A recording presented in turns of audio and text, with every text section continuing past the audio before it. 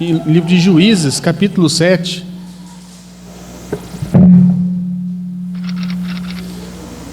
Juízes, capítulo 7, versículo 1 e 2.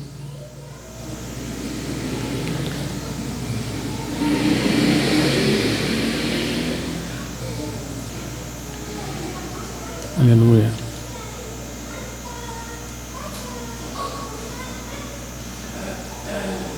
Glória a Deus. Amém? Livro de Juízes, capítulo 7, versículo 1 e o 2.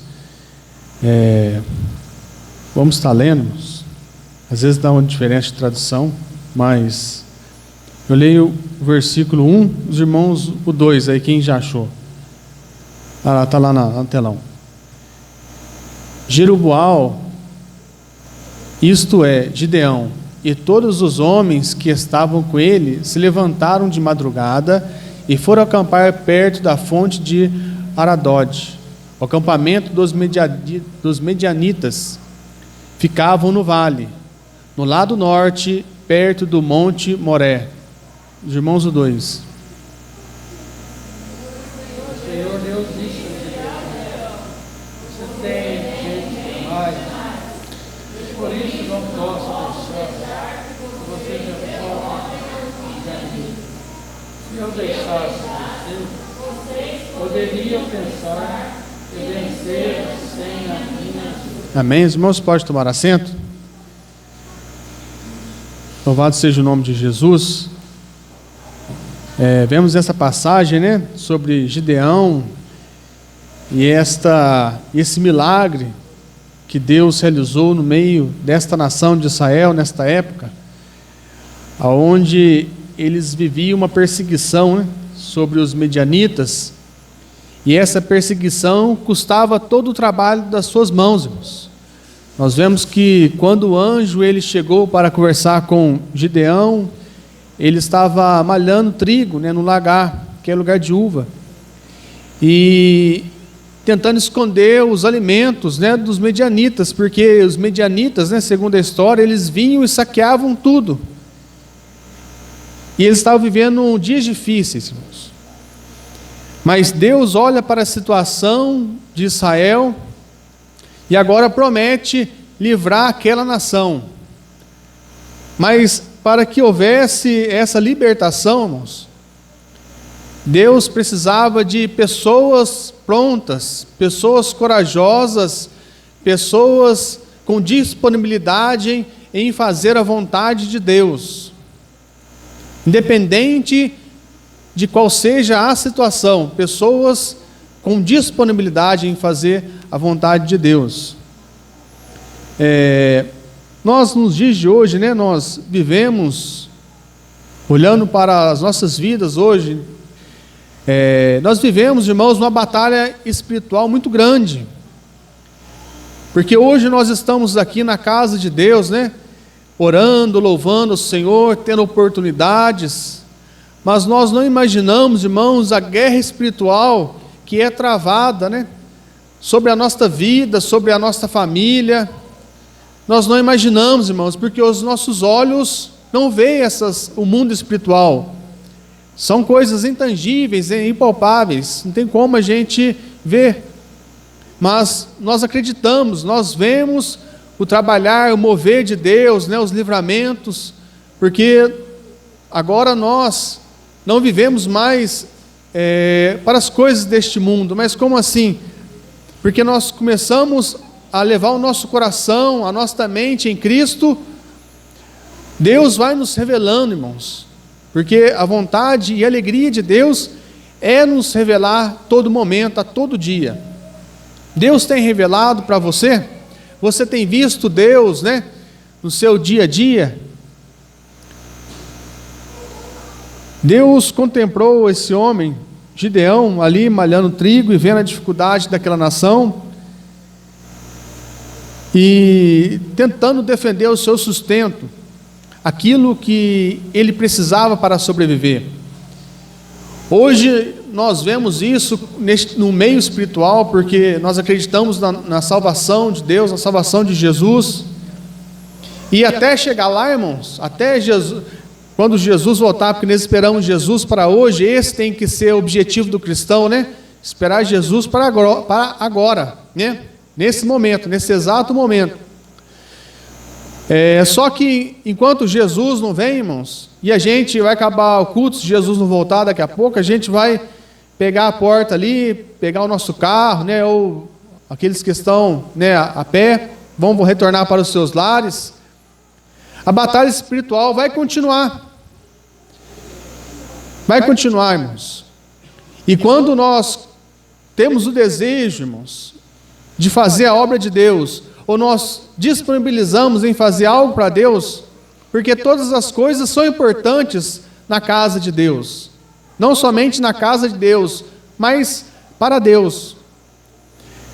Então, o diabo, o nosso adversário da nossa alma, da nossa vida, ele olha para nós e vê uma pessoa agora que é um risco para ele. Porque se nós estamos cheios do Espírito Santo, isso com certeza não ficará somente em nós. Certamente isso vai se expandir para outras pessoas próximas de nós. No meio espiritual nós não enxergamos isso, mas se você está cheio do Espírito Santo de Deus, outras pessoas serão irradiadas pela sua presença, pela presença do Espírito Santo de Deus na sua vida. Mas por quê? Porque você está conectado com Deus e você está no centro da vontade de Deus e fazendo aquilo que Deus pede para que você faça.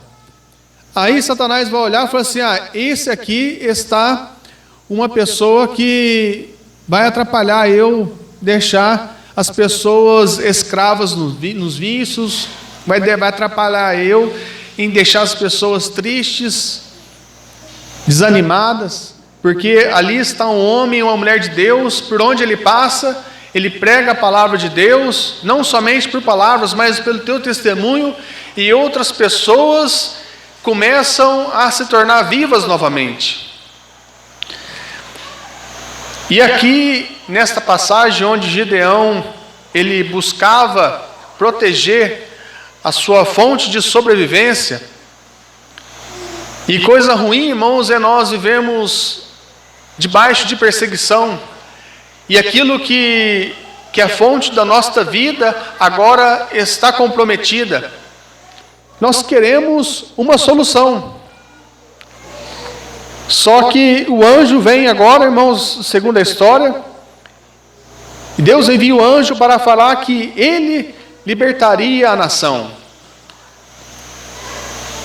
E ele duvidou, e assim somos nós, mas nós falamos: Deus, mas é eu que vou fazer isso? Tem certeza que é eu? Porque nós não acreditamos, irmãos, no nosso potencial.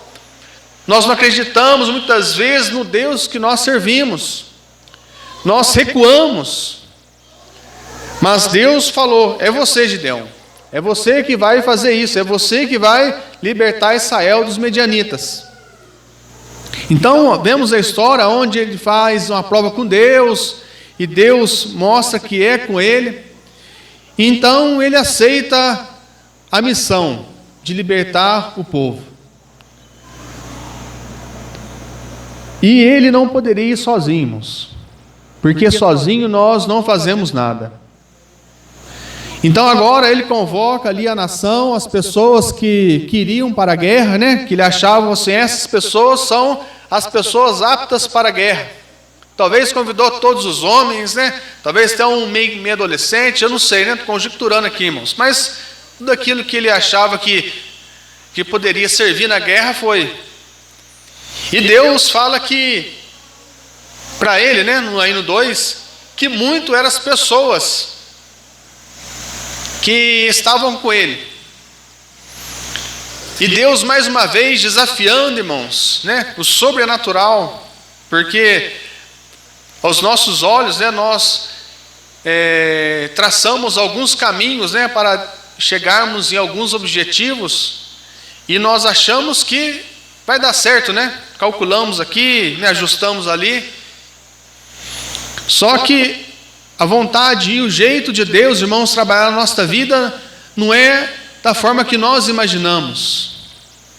Mas o importante que tem que haver dentro de nós é a vontade de fazer.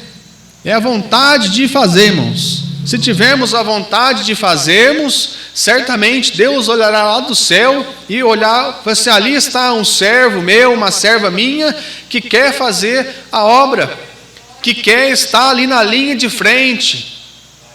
Aí Deus nos dará estratégias, irmãos. Deus nos dará estratégia. Então agora ele começa a separar e algumas pessoas começam a se reunir. E vemos para os nossos dias de hoje, né? Se fomos, né, criar um batalhão aqui, um exército para lutar contra as hostes espirituais, irmãos, porque essa história já foi. Isso é uma história que já foi, mas hoje a vida ainda continua para mim e para você. Essas pessoas já não estão mais aqui na terra, mas agora a vida continua para mim e para você. Então nós precisamos criar um exército aqui nos dias de hoje. E os medianitas que nos afrontam hoje os demônios. A luta nossa não é contra a carne nem com sangue, irmãos. A nossa luta é nos ares celestiais, aonde ali pairam, né, os demônios, aonde o diabo ele tenta, né, com os seus assecras, tenta impedir a obra de Deus na minha vida, na sua vida, na vida do nosso próximo, na vida daqueles que irão ouvir a gente pregar e falar.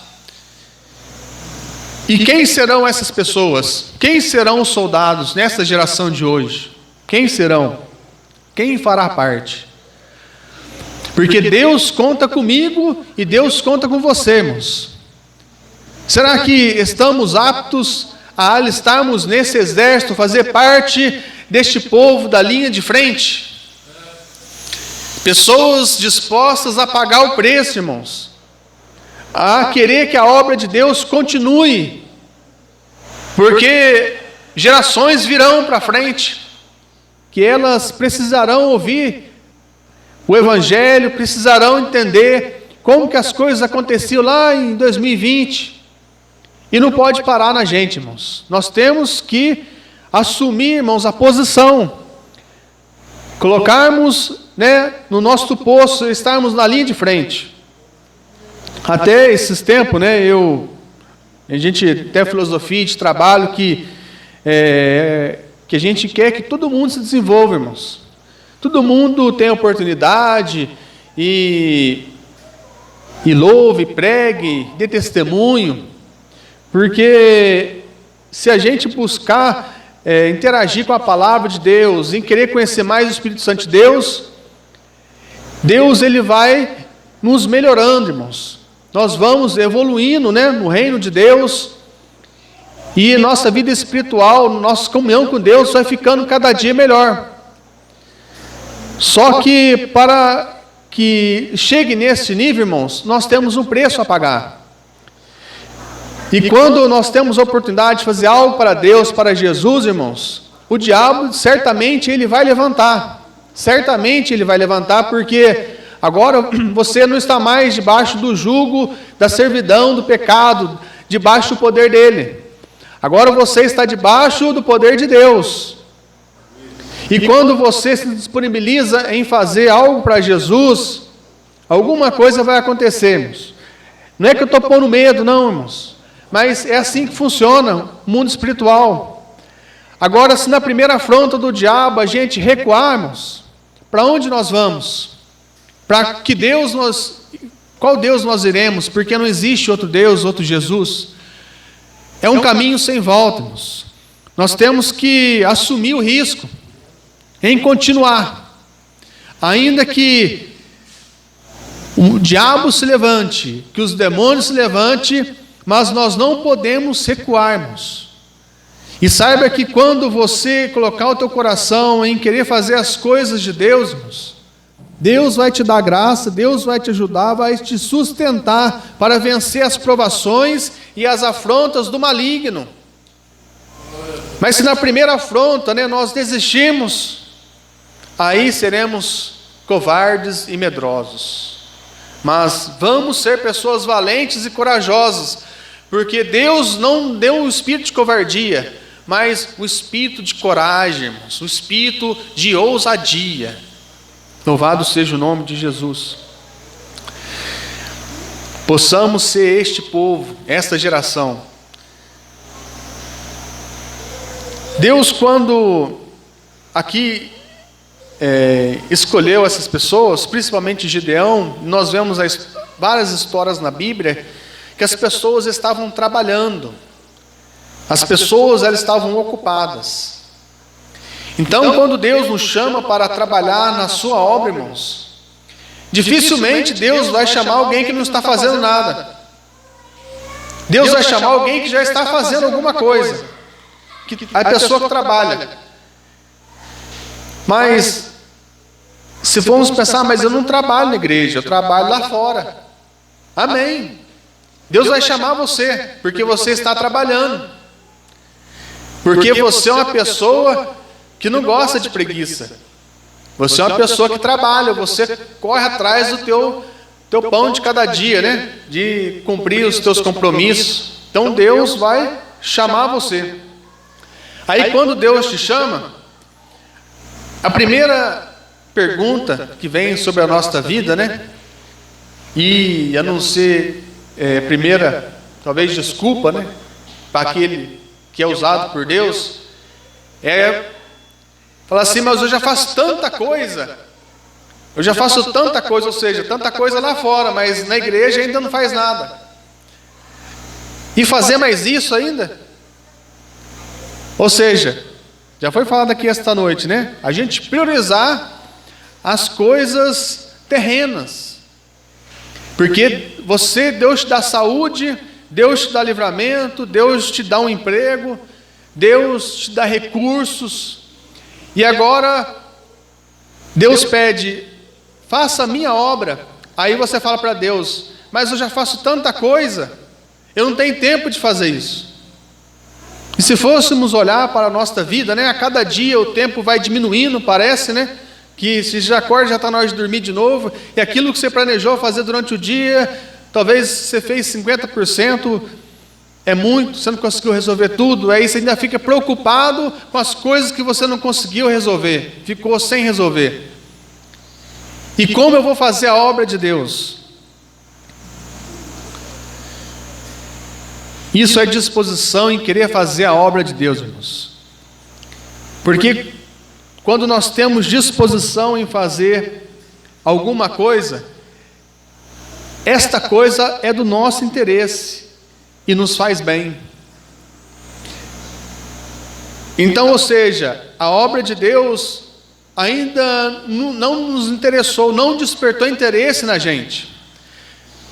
Mas a pessoa que ela tem disponibilidade em fazer a obra de Deus, é uma pessoa que tem interesse, tem prazer na obra de Deus e confia que Deus lhe dará recursos. Vamos abrir aqui em Salmos 9. Salmo de número 9. Salmos não é capítulo, irmão, Salmo é número. Salmo de número 9, versículo 10. Diz assim: em ti confiarão os que conhecem o teu nome, porque tu, Senhor, nunca desamparaste os que te buscam. Lá, em ti confiarão os que conhecem o teu nome, porque tu, Senhor, nunca desamparaste o que te buscam. Ou seja, nós amamos a Deus, amamos fazer a obra de Deus, e isso nós somos interessados em fazer as coisas de Deus. Agora nós não temos medo de como as coisas se irão dar certo ou não, porque nós confiamos em Deus, nós buscamos em Deus. Então a diferença está aqui no que desperta o nosso interesse: as coisas do mundo ou as coisas de Deus. Se buscarmos em ter mais interesses com as coisas terrenas, certamente não teremos disponibilidade em fazer as coisas de Deus, mas se interessarmos mais pelas coisas de Deus, em querer conhecer mais, né, a novidade de Deus, né, como é pregar, como é louvar, como é orar, né, certamente vamos começar a fazer a obra de Deus sem nenhuma resistência, irmãos, porque o nosso prazer está em fazer as coisas de Deus, e Deus te sustentará nesta caminhada. Acredite nisso, Deus te sustentará nesta caminhada. Aqui a história diz que eles levantaram de madrugada, irmãos, ou seja, de madrugada, né? Às vezes de madrugada tem gente que ainda vai dormir, né? E madrugada, irmãos, para aquela pessoa que trabalha de dia, porque alguns, né, hoje tem terceiro turno, e precisa do sono da noite, isso nos mostra que a pessoa que acorda de madrugada, ou seja, antes do horário dela trabalhar, é uma pessoa que não tem preguiça, é uma pessoa que começa o dia preparando, né, o seu dia, né, como eu vou fazer as coisas durante o dia, ou seja, não é aquela pessoa que levanta em cima da hora e chega no serviço e ainda bate o cartão atrasado ainda, né? Mas a pessoa aqui fala que eles levantaram de madrugada, irmãos, ou seja, um horário difícil para aqueles que têm que lutar e têm que trabalhar durante o dia, né, durante aquele sol quente, escaldante. Às vezes até pensa duas vezes antes de levantar, né? Se formos pensar, nossa, mas hoje, verãozão, ter que levantar às 5 horas da manhã, daqui a pouco vou ter que sentar um milheiro de tijolo, virar uma massa de concreto. Jesus amado, dai graça. Mas é uma pessoa que vai, é a pessoa que levanta e não pensa nas consequências e vai. Deus, vai comigo, Senhor Deus, abençoa o meu dia e sede comigo. Temos que ser assim, irmãos, dar um pulo e irmos à guerra. Aleluias. E acampar hoje, irmãos, a Bíblia fala aqui que eles acamparam, né? O Diácono Teofino, né, que já foi do exército ali, militar. Hoje, os equipamentos para camping, né, para acampar, são mais modernos, né? Tem a tecnologia diferente. Hoje tem roupa térmica que você não morre de frio, tem kits de sobrevivência onde você consegue cozinhar, mas naquela época era difícil, não tinha nada que nós temos hoje, irmãos, e eles tinham que levantar um acampamento, agora, perto daquele povo que queria matar eles. Então Deus manda que eles fossem, e chegando lá, Deus fala para eles que eram muitas pessoas. A Bíblia fala que o total dos medianitas, irmãos, eram 135 mil. Eram 135 mil. E os israelitas que foram com Gideão foram 32 mil, irmãos. Aí nós vemos a diferença começando por aí. Ou seja, eles já estavam em desvantagem de 135 por 32. Já estavam em desvantagem. E Deus falou sim que era muito. Desses 32, Deus pega e fala assim: mande que volte os medrosos e os tímidos. Em algumas traduções, né? Mande que volte os medrosos e os tímidos. E desses medrosos e tímidos, irmãos, voltaram de 32 mil, voltou 22 mil, irmãos. Ou seja, ficou agora 10 mil. Ficou 10 mil, irmãos. Ou seja, já era pouca gente em relação aos medianitas. Diminuiu mais ainda, irmãos. 22 mil retornaram. Por que retornaram? Vamos ver lá em Deuteronômios, capítulo 20, versículo 8. O seu diácono Jean puder pôr aí. Deuteronômios, capítulo 20, versículo 8. Aleluia, Jesus.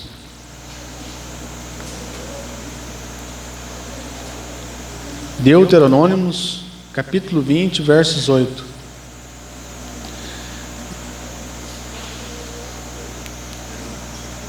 versículo 8. 8. Amém.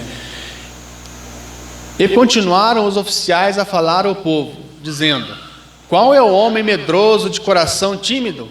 Vá e torne a sua casa, para que o coração de seu irmão não se derreta com o seu coração. Ou seja, aquelas pessoas medrosas e tímidas poderiam prejudicar o exército agora. Ou seja, pessoas negativas, pessoas que estavam com medo, em vez de impulsionar, os soldados, os companheiros de arma ali a lutarem, ou seja, com medo eles poderiam prejudicar, começar, nós vamos morrer, tocar o terror, como diz aí o povo aí fora. E Deus falou assim: não, volte os tímidos e os medrosos. Ficaram 10.000, e desses 10.000 ainda era muito. Deus falou assim: agora pegue e mande que eles desçam lá no ribeiro, vão beber água, e olhe, observe quem for beber, e aqueles que beberem como um cachorro, lamberem a água, separem ele para o lado, e aqueles que ajoelharem para tomar água, esse observa. E daquelas pessoas que ajoelharam para tomar, 300 pessoas lamberam a água como um cão, e 9.700 pessoas ajoelharam para beber água. Isso nos mostra que a pessoa que lambia a água, irmãos, ela era uma pessoa que estava atenta, ela estava bebendo a água, mas estava atenta naquilo que estava acontecendo. E a pessoa que estava ajoelhada, irmãos, ela não estava percebida, ou seja, ela estava no momento de guerra e ela não estava apercebida. Se viesse o inimigo ali, ela poderia ser consumida ali, poderia ser abatida. E desses 300, então, agora eles vão contra os medianitas. Nós nessa caminhada, irmãos, nós vemos que Deus, Ele sempre prepara as pessoas para estar conosco. Não é números, não é quantidade, irmãos, mas sim é qualidade. Aqui nós vemos que de 32.000 pessoas, só restaram 300 pessoas. Se fôssemos fazer um cálculo aqui, se essas 300 pessoas fossem guerrear com os medianitas, ou seja, um israelita para 450 medianitas, irmãos. Você pensa bem, uma pessoa ter que derrotar 450 inimigos? A disparidade ali, está bem desproporcional a quantidade de pessoas, Mas esse é o nosso Deus, irmãos, para mostrar que se a vitória daquela guerra não estava na mão do homem, mas sim na mão de Deus. A vitória da nossa guerra, irmãos, não é através daquilo que nós imaginamos que possuímos, mas a vitória da nossa luta e da nossa guerra é em relação a quem nós temos. Se temos Deus na nossa vida, irmãos, se temos Jesus na nossa vida, nós vamos conseguir vencer as nossas lutas, as nossas batalhas espirituais. Mas se formos confiar naquilo que nós temos, irmãos, naquilo que nós possuímos, com as coisas materiais, com a nossa inteligência, com o nosso intelecto, certamente, irmãos, nós vamos ficar vulneráveis, vamos desanimando, porque nós não vamos enxergar o fim, mas vamos colocar a nossa confiança em Deus, porque sabemos que a vitória vem dele, aleluias. Louvado seja o nome de Jesus. E ainda continuando, irmãos, Gideão, mesmo Deus fazendo a promessa lá no versículo 10, Juízes 7, versículo 10, diz assim, Deus dizendo, a Gideão: e se ainda temes descer, desce tu e o teu moço para o arraial, e ouvirás o que dizem, e então esforçarão as tuas mãos, e descerás ao arraial.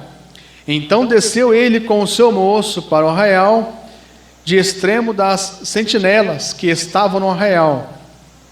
E os medianitas e os amalequitas e todos os filhos do Oriente jaziam no vale como gafanhotos, ou seja, eles eram assim, eram inúmeros os inimigos ali.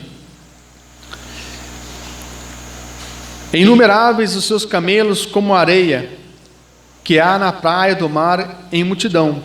Chegando, pois, Gideão, eis que estava contando um homem ao seu companheiro um sonho, e esse sonho dizia que ele tinha sonhado como se fosse um pão cevado, assado, que rodeava em volta da tribo, do acampamento deles ali, e que veio esse sobre o acampamento. Aí o outro, interpretando o sonho, diz assim: certamente este sonho é a espada de Gideão sobre nós. E Gideão ouvindo, essa interpretação dos seus inimigos, ou seja, Deus dando um sonho para os inimigos e permitindo que Gideão tivesse próximos deles, e agora uma confirmação. Então Gideão volta e diz, certamente Deus nos dará esta guerra, certamente Deus nos dará essa guerra. E Deus ali instrui Gideão para que eles tivessem uma buzina e colocassem uma tocha e um jarro em cima dessa tocha.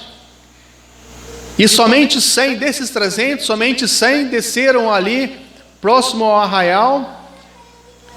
E quando eles estavam ali próximo ao arraial, Gideão pede para que eles toquem a buzina. Tocando a buzina e tirando o jarro que tampava a chama, lá no versículo 20 diz assim: e exclamaram: espada do Senhor é de Gideão. E começaram então a exclamar com grande voz. E diz assim no 22: e o Senhor tomou a espada de um contra o outro. Ou seja, eles se assustaram, irmãos. Eles se assustaram e começaram um contra o outro. E isto, um contra o outro, e isto em todo o arraial. Ou seja, eles se dispersaram e fugiram. Eles dispersaram e fugiram. Como que isso pode acontecer? Apenas 300 pessoas vencer 135 mil. Eles eram como gafanhotos, irmãos. A nossa vida espiritual, muitas vezes nós deparamos desse jeito. Parece que as afrontas, os levantes, as coisas não estão como nós imaginaríamos que estivesse. É porque nós estamos agradando a Deus. Estamos fazendo a vontade de Deus. Começamos, irmãos, a fazer a vontade de Deus lá fora. E nisso, as afrontas, os levantes vêm sobre a nossa vida. E nós começamos a pensar: vou conseguir vencer? Vamos olhar essa história, irmãos, aonde 300 pessoas conseguiram vencer 135. E Deus permitiu que isso acontecesse para que eles entendessem que não era por eles, pela força deles, mas sim que era por Deus. Então, nesta caminhada, nós temos que entender que é Deus, buscar mais depender de Deus. E ser sóbrio e vigilante. Ser sóbrio e vigilante. 1 Pedro, capítulo 5, versículo 8. Se o irmão puder, o diácono puder pôr ali. Sabemos que aqueles 300 era menos de 1%, irmão, daqueles 32 mil que começaram com ele. 1 Pedro, capítulo 5, versículo 8. Diz assim: sede sóbrios, vigiai, porque o diabo, vosso adversário, anda ao derredor, bramando como leão, buscando a quem possa tragar. Nós estamos com a espada na palavra de Deus. Vamos nos revestir da armadura que está em Efésios. Mas saiba que a luta, irmãos, neste mundo espiritual, não é diferente, irmãos. como este povo travava naquela época. Às vezes nós pensamos que não vamos conseguir, mas acredite, esta noite, saiba que como esses 300 irmãos, como esses 300 conseguiram vencer, eu e você, nós também temos como vencer. E no momento da guerra, tudo é muito rápido, irmãos. Nós não podemos vacilar. E quando nós falamos aqui, irmãos, vem para a oração, irmãos, vem para a escola bíblica dominical, é a gente querendo instruir os irmãos a estar na brecha. Quando nós falamos, irmãos, temos consagração, tem escola bíblica dominical, tem culto de ensino, nós queremos que os irmãos fossem aqueles 300, tivessem ali nas suas posições, né, com a tocha e a buzina na mão, né, e os inimigos, né, tentando nos afrontar, mas todo mundo na brecha, todo mundo vigiando, porque nós temos que não ficar, irmãos, na desvantagem em relação ao maligno. Mas como não é ficar na desvantagem? Porque nós temos um Deus onipresente e onisciente, irmãos, que sabe e conhece todas as coisas. E esse Deus que nós temos que a cada dia buscar em aprender como Ele faz os milagres acontecerem. Como Ele faz os milagres acontecerem. Em Hebreus capítulo 13, versículo 7 e o 17, só para a gente finalizar, para a gente continuar permanecendo firmes, irmãos. Diz assim, 13, o 7 e depois o 17. O 7 primeiro. Lembrai-vos dos vossos pastores, que vos falaram da palavra de Deus, a fé dos quais imitai, atentando para a sua maneira de viver. E o 17. Obedecei aos vossos pastores e sujeitai-vos a ele, porque velam pelas vossas almas, como aqueles que hão de dar conta delas, para que o façam com alegria e não gemendo, porque isso não vos seria útil. Esse é o papel, irmãos. Saiba que aqui, quem é mais cobrado é a gente que está na liderança. Começando por mim, com a pastora Verônica, que nós vemos ali no exército, né? Durante uma guerra, quem é mais cobrado não são os soldados. Ali é o sargento, né? O tenente, é os capitães. Se alguma coisa está dando errado, é os superiores que começam a cobrança, começa lá de cima e depois vai descendo.